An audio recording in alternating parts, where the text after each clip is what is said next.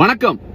கரூர்ல 41 பேர் இறந்த வழக்க சிபிஐ விசாரிக்கணும்னு உச்சநீதிமன்றம் தீர்ப்பு சொல்லியிருக்குங்க. உச்சநீதிமன்றத்தோட முன்னாள் தலைமை நீதிபதி ஜஸ்டிஸ் RM லோதா அவர்கள் சிபிஐ பத்தி சொல்லும்போது என்ன சொன்னார்னா, சிபிஐ ஒரு கேஜ்டு பேரட், அதாவது கூண்டு கிளி அப்படின்னு சொன்னார். அதை சொல்லிட்டு அடுத்து என்ன சொன்னார்னா, CBI speaks the language of its masters அப்படின்னார்.